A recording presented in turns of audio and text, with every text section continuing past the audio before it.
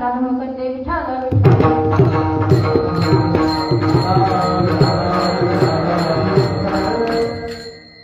नामसंकीर्तन हे साधनांमध्ये सर्वात उत्कृष्ट साधन आहे. सर्वांमध्ये सोपे साधन आहे. सर्वांना अधिकार आहे, कारण की यामध्ये काहीही कष्ट नाही आणि कसलाही खर्च नाही.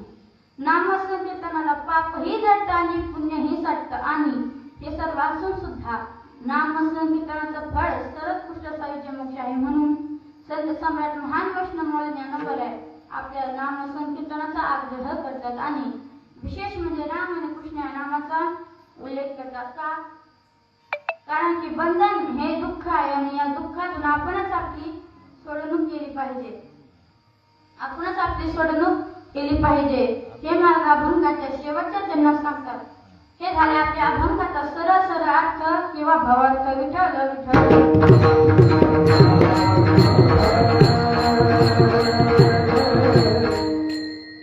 माझ्या दादांना तुम्हाला बरं वाटेल असं कीर्तन मी तुम्हाला सांगणार नाही, तर तुमचे बरे होईल असं कीर्तन मी तुम्हाला सांगणार आहे.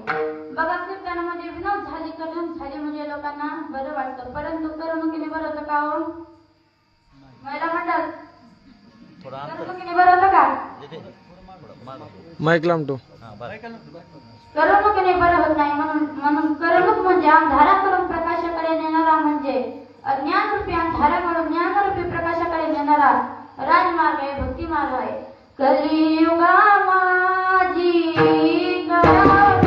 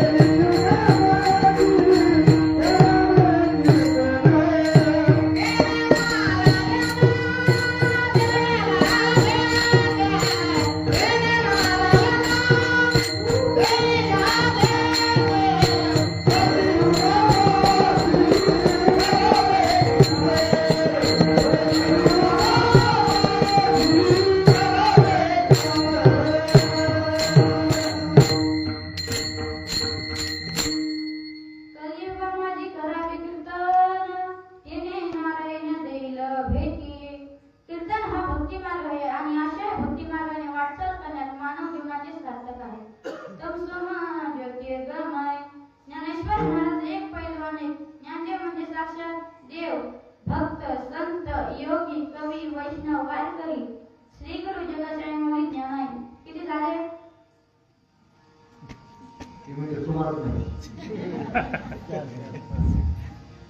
ज्ञानदेव म्हणजे साक्षात देव, भक्त, संत, योगी, कवी, वैष्णव, वारकरी, श्री गुरु आणि जगाच्या मूळ ज्ञान आहे. 11 झाले. लक्षात द्या, नंतर विचारेन. अशा प्रकारे नामपरांचे जीवन अनेक पैलूंना नटलेले आहे. ज्ञानदेव हे 4 अक्षर आहेत, परंतु अक्षराला स्वतंत्र असं महत्व आहे. नाम म्हणजे ज्ञानोत्तम, न म्हणजे नरोत्तम, देव म्हणजे देवोत्तम आणि व म्हणजे वरोत्तम. असे ज्ञानाला फुटलेले हातपाय नव्हे, ज्ञानपरांच्या रूपाने ज्ञान अनंत झालं. कैवल्याचा पुतळा, कैवल्याचा पुतळा, कैवल्याचा पुतळा, कैवल्याचा पुतळा प्रगटला.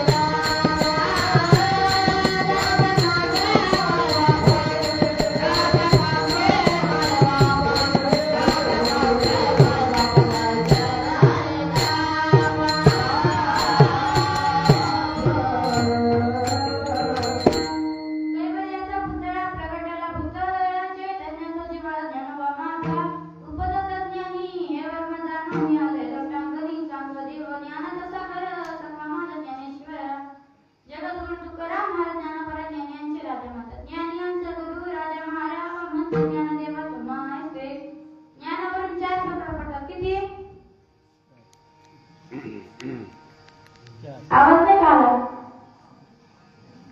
ज्ञानावरून 4 प्रकार बनतात. कोणते? आज्ञानातले अज्ञानी, अज्ञानातले ज्ञानी, ज्ञानातले अज्ञानी आणि ज्ञानातले अज्ञानी आणि ज्ञानातले ज्ञानी. आपण पहिला प्रकार बघू. अज्ञानातले अज्ञानी. त्या अगोदर भजन करा. विठ्ठल विठ्ठल.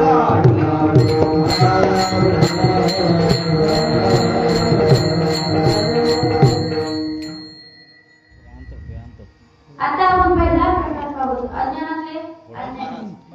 त्यांना काहीच कळत नाही, आपल्याला काहीच कळत नाही. त्यांना कळत नाही की अज्ञानातले अज्ञानी. परमार्थही कळत नाही, धर्माचे देखील कळत नाही, प्रपंच देखील कळत नाही. थोडा माईक तुम्ही जवळ घेतला का तर स्पष्ट ऐकू येत नाही. थोडं माईक अंतरावर उदाहरणार्थ बघा, मशानामध्ये प्रेत पुण्यासाठी खड्डा खोदला जातो. खड्डा खूप खोल असतो, त्यामध्ये एक दारुडा जाऊन बसला. आता खड्डा अगोदरच खोल आणि त्याचा तो फिरला तर मला सांगून त्याला बाहेर येईल का हो? तर नाही, त्याला बाहेर येता येणार नाही. रात्र होती, थंडी बरीच होती. तो कड्यातून ओरडू लागला, मला थंडी वाजते, मला बाहेर काढा. तिकडून एक वेळा येत होता. हाती ते गेला, डोकून काढले, म्हणाला तुला तर थंडी वाजणारच ना, कारण की लोक तुझ्या अंगावर माती टाकायला विसरले. असं म्हणून त्याने त्याच्या अंगावर माती टाकायला सुरुवात केली. बघा, हा अगोदरच पेला आणि त्यावेळी हा वेडा. मग त्याला बाहेर येता येणार नाही, मग त्याला बाहेर काढण्याऐवजी त्याला पुरायला सुरुवात केली. असे अज्ञानातले अज्ञानी. मग एक वेळा बाहेर निघण्याचा प्रयत्न करतोय तर दुसरा त्याला प्रेत समजून पुरायचा प्रयत्न करतोय. त्यांचा साकार बाहेर चालू असताना तिथून प्रेत पुरणारी माणसं येत होती. त्यांनी त्याचा सहा विपरीत प्रकार पाहिला आणि ती माणसं भूत भूत म्हणून सारा वेळा पळू लागली. बघा, प्रेमाची माणसं म्हणून ओरडत होती, ती सुद्धा त्या प्रेताला सोडून पळून गेली. परंतु त्या प्रेताला वाळून एकच व्यक्ती रडत बसली होती. ते कोणाजवळ? तर ती व्यक्ती म्हणजे त्या प्रेताची आई विठ्ठल.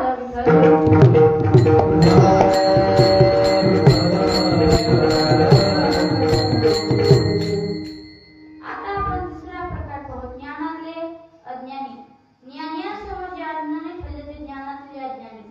14 विद्याने संसृष्ट कला संपन्न असणारे, 1400 वर्ष काळाला मिळणार लाभ देणारे सांगते महाराज ज्ञानोबरांसमोर अज्ञानी होते. मग ज्यावेळेस पत्र पाठायचं तेव्हा कोरच, कारण की दंडवत लिहावं वयाने आणि आशीर्वाद लिहावं. चांगले महाराजांचे वय 1400 वर्ष आणि ज्ञानोबरांचे वय 16 वर्ष. दोघांच्याही वयात भरतात फरक. काय लिहावा कळेना. शेवटी कोऱ्या पत्र पाठवावं लागलं. ते कोऱ्या पत्र मग मुक्ताबाई म्हणतात. ज्ञानदादा, चांगले मला 1400 वर्ष लागले तरी अजूनही कोरेच राहिले. त्यावर ज्ञानोबा म्हणतात, मुक्ता असं काही म्हणू नकोस ग. काहीतरी चुकीचं लिहून काळा झालेला कागद पुन्हा वापरता येत नाही आणि चुकीचंही लिहायला काही उपयोग होत नाही, परंतु कोरा कागद पुन्हा वापरता येतो आणि तो उपयोगी होतो.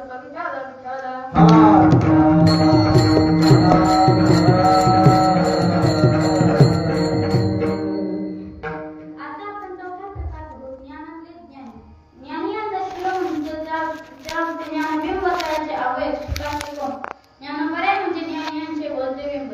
ज्ञानी यांचा शिरोमणी वंदजोड पुढे स्थान निश्चित प्रकाश चिंतामणी ज्ञानोबा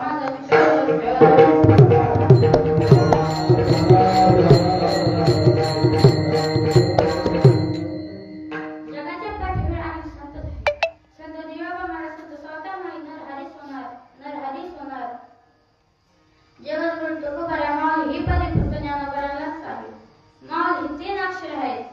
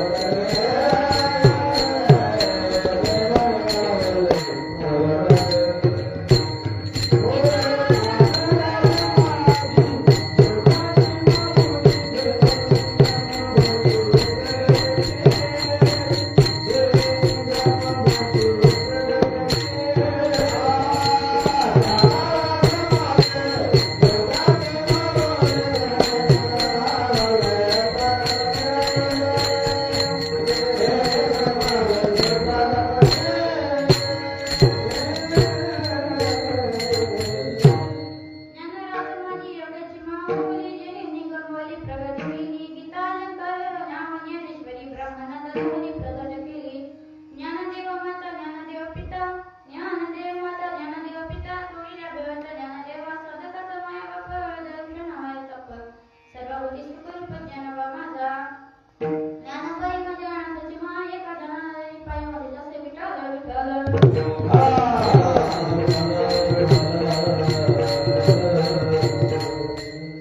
असे असणारे ज्ञानोबा तुमची आमची सेवा जगाची आहे म्हणले परंतु आपण तुमचे लेकरं बनवता राहू का हो? किती जणांनी का तुळशीच्या माळा घातल्या?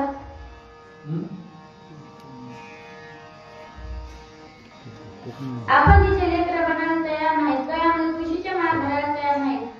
गळ्यामध्ये तुळशीच्या माळा घालायला तयार नाहीत. त्यामुळे लोक जिकडे नाही तिकडे भलत्याच गोष्टीकडे लक्ष देतात.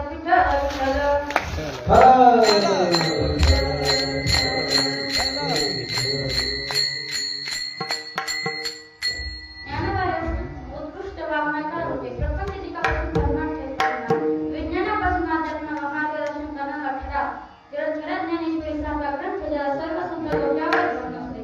गीतानुसार नावा ज्ञानेश्वरी ब्रह्मानंद हे प्रकट केली.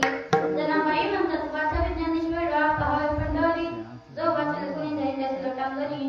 असे ज्ञानोबांनी ग्रंथराज ज्ञानेश्वरी अमृतानावर चांगले पासूचे अभंग मल आणि आत्मसाहित्य समाजसमोर विनम्र उघड केले. प्रगट कोणी बोले विश्व ब्रह्मांड केले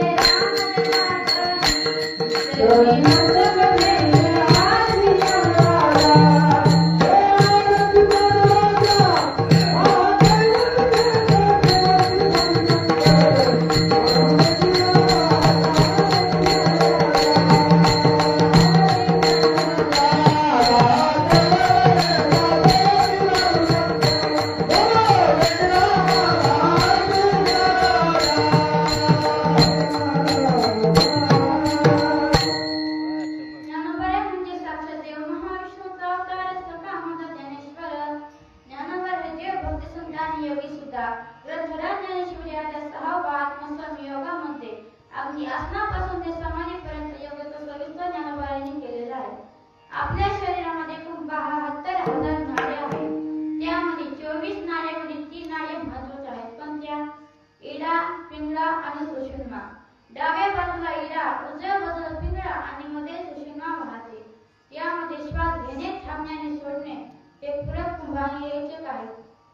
असे 3 प्रकार झाले म्हणजे का प्राणवायूला अभंग इत्यादीचा विचार आलेला आहे आणि नवद्वाराचा व्रत करून प्राणवायू आणि उपानवायू यांचे एके होऊन दर्शन होऊन उष्णता निर्माण होते आणि मग बसलेल्या कुंडलीय शक्तीमध्ये जागृत मध्ये वृंदातून वाहणाऱ्या सुषुम्ना नाडीमध्ये प्रवेश करून सचक्र भेदन परत परत ब्रह्मेंद्रियापर्यंत जाते. तेव्हा एका योगाला समाधी लागते. ज्ञानदेवा प्रमाण निवृत्ती ज्ञान समाधी संजीवन हरी पाठ ज्ञानोबांची समाधी संजीवन आहे. आज हे लाखो लोक समाधी संजीवनाचं दर्शन घेऊन तृप्त होतात. ज्ञान कर्मयोग भक्ती हृदय आणि हट्टयोग या सर्वांची जन्म म्हणजे ज्ञानोबा आहे. ज्ञानेश्वरांचे गुरु ज्ञाननाथ यांच्याविषयी विशेष आदर होता. आडोळ प्रेम होते म्हणून ते सद्गुरूची कामे गोरगरिबांनी यशस्वी पार पाडले. गुरूच्या अधिकारावर बोलताना ज्ञानोबा म्हणतात गुरुर ब्रह्मा गुरुर विष्णू गुरुर्देव महेश्वरः गुरुर साक्षात परब्रह्म तस्मै श्री गुरुवे नमः. रावणाच्या लंकेमध्ये घर सोन्याचे होते पण माझ्या ज्ञानोबांच्या दारामध्ये झाड सोन्याचे आहे. मेलेल्या माणसाला जिवंत करण्याचं सामर्थ्य त्यांच्याकडे आहे. मेलेल्या माणसाला ज्ञानेश्वरी लिहून घेण्याचं सामर्थ्य त्यांच्याकडे आहे. आता तुम्ही म्हणतात मेलेल्या माणसाला ज्ञानेश्वरी कोणी लिहून घेतली? ज्ञानोबांनी मेलेल्या माणसाला ज्ञानेश्वरी लिहून घेतली पण कोण होते ते मेलेले माणसं? ज्ञानेश्वरी मध्ये 18व्या अध्यायामध्ये शेवटची ओळी आहे.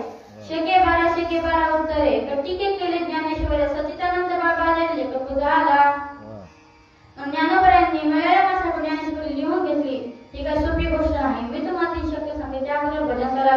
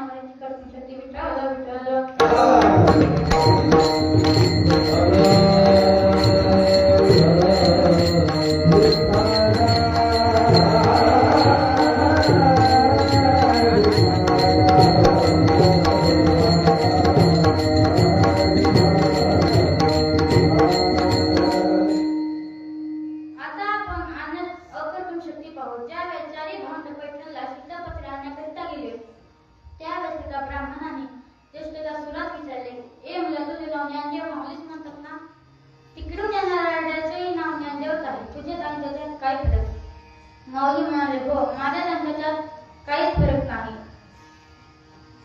ब्राह्मणाने हातामध्ये सापाचा चाकू घेतला आणि रडेच्या पाठीवरील फटकारे टाकत ज्ञानोबांच्या पाठीवरील फटकारे उमटत होते.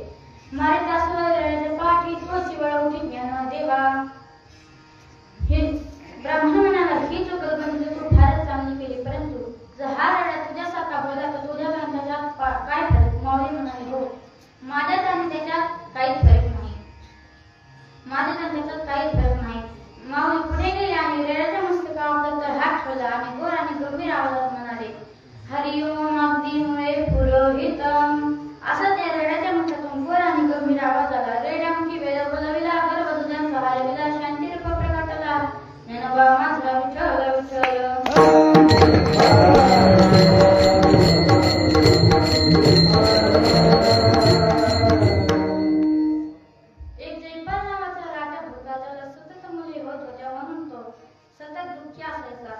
त्याने आपल्या पत्नीला सांगितले की जर आता तुला मुलगी झाली तर मी तुला ठार केल्याशिवाय राहणार नाही. राणीला चिंता वाटू लागली आणि शेवटी तिला मुलगी झाली. मुलगी झाल्यामुळे तिला फार काळजी वाटली. ती म्हणाली, आता राजा आपलं काही ठार केल्याशिवाय राहणार नाही. राजा आपल्या ठार केल्याशिवाय राहणार नाही. परंतु एक हुशार दास होती. तिने राजाला सांगितले की राणीला मुलगा झालाय. राजा फार आनंद झाला. मुलीला मुलाचा पोषक चढवला. ती मुलगा 20 ते 25 वर्षाचा झाला. 20 ते 25 वर्षाचा झाला. राजाने एका राजकन्येशी त्याचा विवाह लावून दिला. परंतु ज्या वेळेस दोघांची एका